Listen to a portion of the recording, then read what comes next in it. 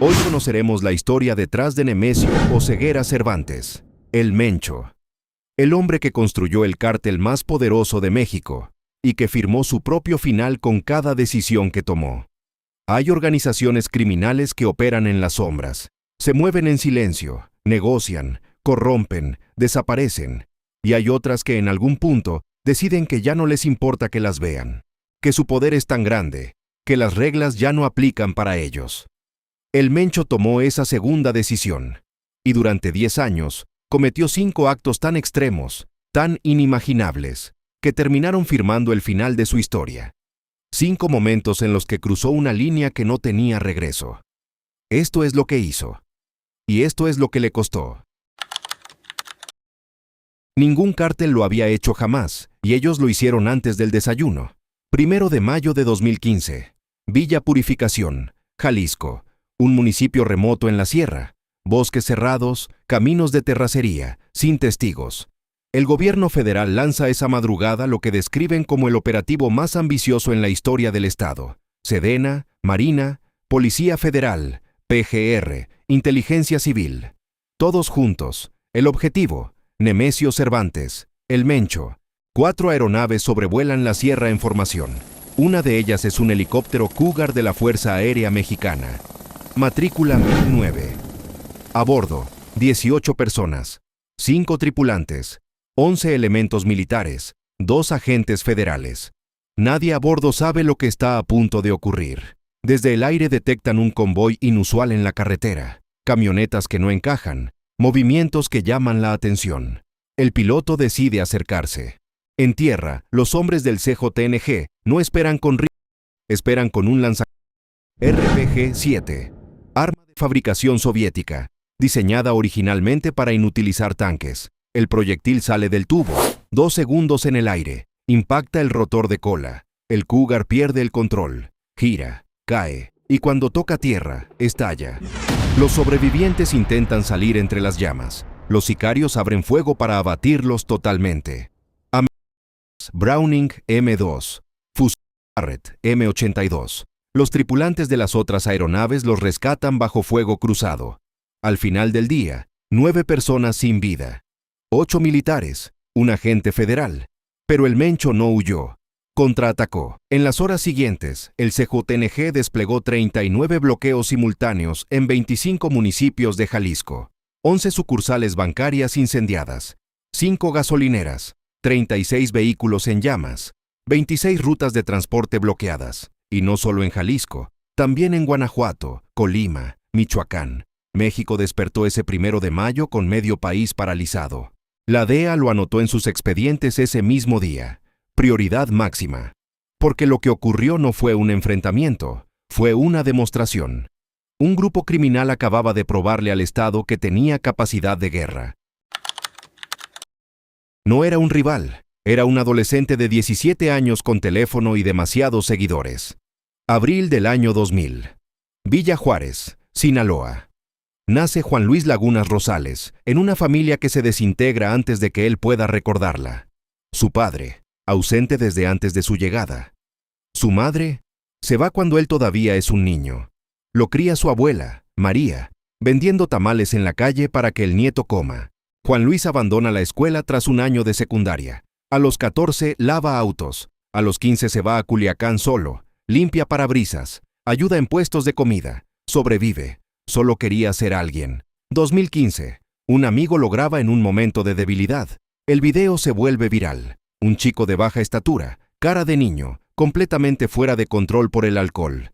La gente se ríe. Y Juan Luis, que nunca había conocido atención así, decide que eso era suficiente. Adopta el apodo, el pirata de Culiacán. Su frase, así nomás quedó. Empieza a subir contenido, más borracheras, poses con armas prestadas, autos de lujo que no eran suyos, la vida que no tenía, actuada para cámara. 790,000 seguidores en Facebook, 323,000 en Instagram.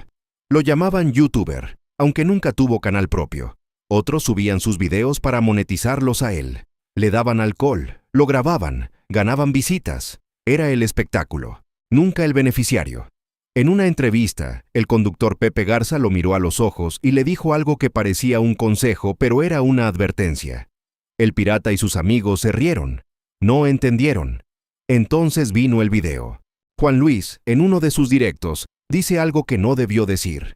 Menciona al Mencho, lo desafía, frente a millones de personas. El video se vuelve viral en horas, decenas de miles de vistas. Luego, millones. El pirata no se esconde. Sigue publicando, sigue anunciando eventos, como si nada. 18 de diciembre de 2017. Guadalajara. El pirata está en el bar Dos Cántaros, en Zapopan. Horas antes, él mismo invitó a sus seguidores a través de una transmisión en vivo. A las 11 de la noche, varios hombres entran al establecimiento. Van directo hacia él. 15 detonaciones. Juan Luis Lagunas Rosales tenía 17 años. El dueño del bar, que salió a ver qué ocurría, también pasa a mejor vida. Las investigaciones señalaron al Mencho desde el principio. Nunca hubo detenidos formales por este caso. Su cuerpo esperó 24 horas en el forense. Solo. Sus amigos desaparecieron. Su abuela declaró que durante toda su fama, él nunca la visitó. Nunca le dio nada. Hoy su tumba está sola. No lo recuerdan como ídolo, lo recuerdan como advertencia. Si el Mencho era capaz de hacer eso por un comentario en internet, ¿qué haría con alguien que realmente lo confrontará? La guerra contra el narco siempre fue algo que pasaba lejos, hasta que pasó en Paseo de la Reforma. 26 de junio de 2020. Ciudad de México, Lomas de Chapultepec, la zona más exclusiva del país. Para la mayoría de los mexicanos, el conflicto con el crimen organizado era algo de otros estados. Sinaloa, Michoacán, Jalisco, no en la capital, no en Reforma. Esa madrugada, cámaras de una gasolinera cercana captaron movimientos inusuales, vehículos rondando una misma cuadra, calculando, esperando. El objetivo no era un rival de otro grupo.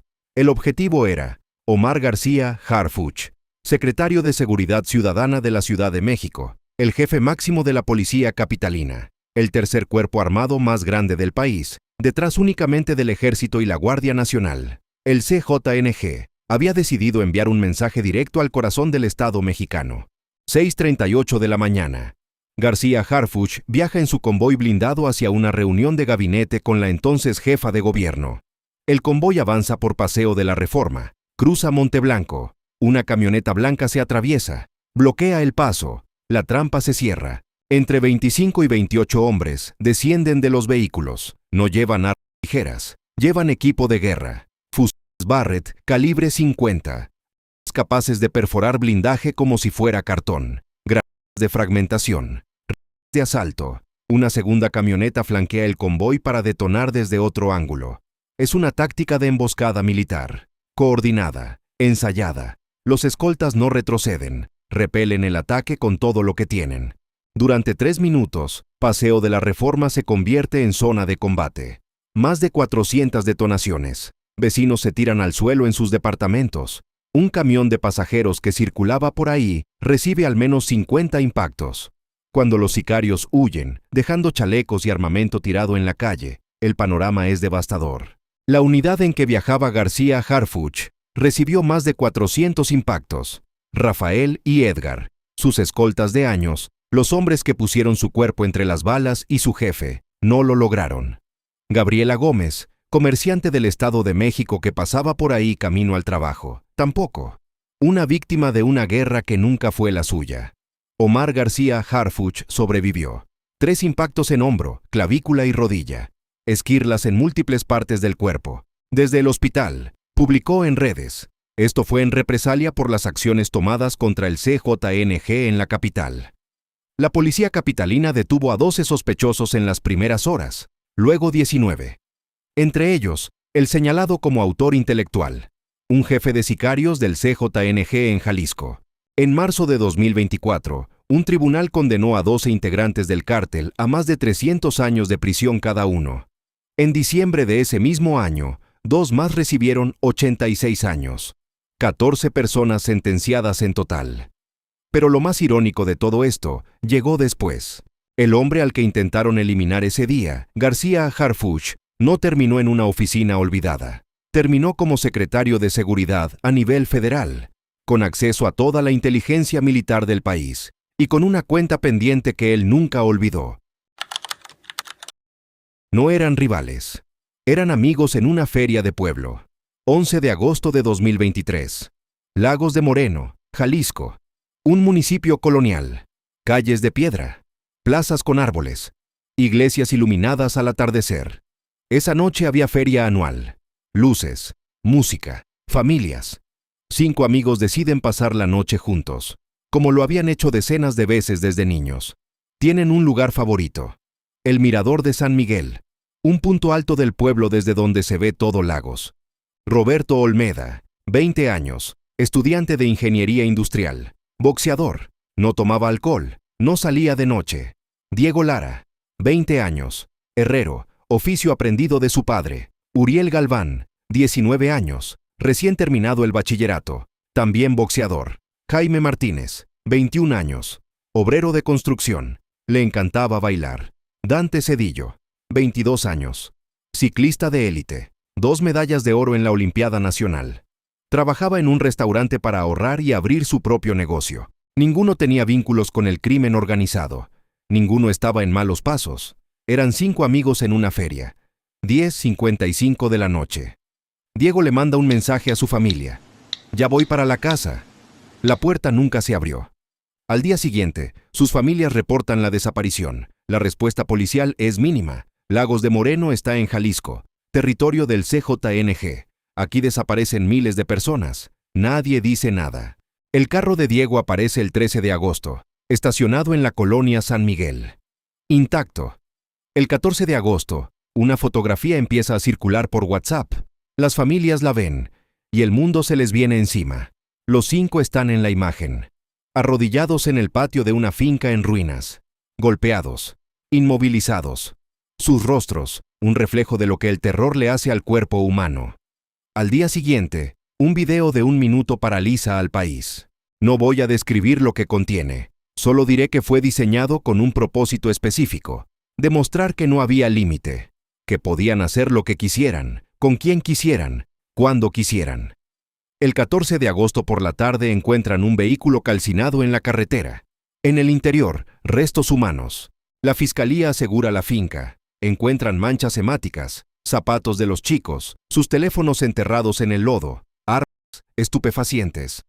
El 21 de agosto, en una ladrillera de la comunidad La Troj, encuentran más restos calcinados, correspondientes a 4 o 5 personas. ¿Son ellos?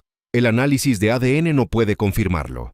El fuego fragmentó las muestras hasta hacerlas inidentificables. Octubre de 2023. Detienen a quien sería el presunto autor intelectual, conocido como el comandante Roy. 4 personas más vinculadas a proceso. La teoría oficial: reclutamiento forzado para call centers clandestinos de fraude telefónico. Si los jóvenes se negaban a trabajar bajo amenaza, los eliminaban. Marzo de 2025. Una mujer llamada María rompe el silencio. Estuvo retenida 3 años en un rancho. Su trabajo forzado: excavar y calcinar. En audios escalofriantes, afirma tener información que conecta ese lugar con el destino final de los 5. El gobierno no responde. Hoy, en 2026, Roberto, Diego, Uriel, Jaime y Dante siguen oficialmente desaparecidos. Sus cuerpos no han sido encontrados. Sus familias siguen esperando. En el Mirador de San Miguel hay un mural con sus caras. El mismo lugar donde jugaban de niños. El mismo lugar donde los vieron por última vez. No fue una batalla. Fue un exterminio calculado para mandar un mensaje que todo México entendiera. 2011. México vive el pico más brutal de la guerra entre grupos criminales. Los Zetas dominaban el Golfo, Veracruz, Tamaulipas, parte de Centroamérica. Eran la organización más temida del país. Exmilitares de élite, entrenados, organizados, sin límites, y el CJNG, todavía joven, todavía construyendo su territorio, decidió que necesitaba enviar un mensaje que nadie pudiera ignorar. No un mensaje a otro grupo, no un aviso en código, un mensaje para México entero. 23 de septiembre de 2011. Boca del Río, Veracruz. En plena luz del día, varios camiones se detienen en el distribuidor vial más transitado de la ciudad. De los vehículos descienden hombres encapuchados, abren las puertas traseras y comienzan a arrojar cuerpos sobre el asfalto. 1, 5, 10. Al final, 35 personas sin vida, apiladas en la vía pública, en el horario de mayor tránsito, frente a decenas de testigos. El operativo duró minutos. Las víctimas tenían señales de haber sido detenidas antes del hecho, ligadas, con tratos crueles e inhumanos. Sobre los cuerpos encontraron una manta. El texto era directo, sin código, sin ambigüedad. Firmado por el CJNG. El mensaje decía, en esencia, estos son Zetas, y esto es lo que les pasa. En un solo acto, el cártel Jalisco Nueva Generación le dijo al mundo entero quiénes eran y de qué eran capaces. No era solo una acción dentro de una guerra de territorios, era una declaración de existencia. Estamos aquí, somos esto, y no le tememos a nada. La respuesta del gobierno fue inmediata pero insuficiente. Las detenciones que siguieron no tocaron a los responsables directos. Veracruz quedó marcado. La comunidad internacional tomó nota. El Departamento de Estado de los Estados Unidos comenzó a rastrear al Mencho con una atención que hasta ese momento no tenían. Y en los años que siguieron, el cártel no frenó. Creció. Porque el mensaje había funcionado. El terror, cuando se despliega de forma tan pública, tiene un efecto multiplicador. Nadie quería ser el siguiente. Pero hay una paradoja en ese tipo de poder. Cuanto más visible te vuelves, más grande se vuelve el objetivo sobre tu espalda. 5 momentos, 5 decisiones que cruzaron líneas que no debieron cruzarse. Derribar una aeronave del Estado le demostró al gobierno que no bastaba con operativos ordinarios. Eliminar a un adolescente por un video le demostró al mundo que el ego del liderazgo era más peligroso que cualquier rival. Atacar al jefe de la policía capitalina llevó la guerra al único lugar que el Estado no podía ignorar. Hacer desaparecer a 5 jóvenes inocentes en una feria de pueblo convirtió al CJNG en el enemigo moral de todo el país. Y exhibir 35 cuerpos en una vía pública a plena luz del día les dio poder inmediato. Y un expediente que nunca se cerró. Cada uno de esos actos construyó algo, pero también destruyó algo. Porque en el mundo del crimen organizado existe una regla no escrita que todos conocen. El poder que se ejerce en silencio dura décadas. El poder que se ejerce en público tiene fecha de caducidad. El CJNG eligió el ruido, y el ruido, tarde o temprano, trae consecuencias. 22 de febrero de 2026. Tapalpa, Jalisco. El hombre más buscado del mundo acorralado en una casa entre los pinos. $15 millones de recompensa. Una década de expedientes, operativos fallidos, búsquedas sin resultado. Y al frente del operativo que lo encontró, Omar García Harfuch, el mismo hombre al que intentaron eliminar en Paseo de la Reforma 6 años antes. Las cuentas se cobran, no siempre rápido, pero se cobran. Esa es la regla que el Mencho no quiso aprender, y que al final le enseñaron de la única forma que ya no tiene respuesta. Si llegaste hasta aquí, ya sabes cómo funciona este mundo. No con fuerza bruta, con reglas, y lo que pasa cuando alguien decide que esas reglas no van con él. Si quieres seguir entendiendo cómo opera el crimen organizado en México, suscríbete. Cada video es una historia real, sin adornos, sin mitos, solo lo que pasó, cómo pasó y por qué importa. Comenta cuál fue el peor crimen para ti. Nos vemos en el siguiente.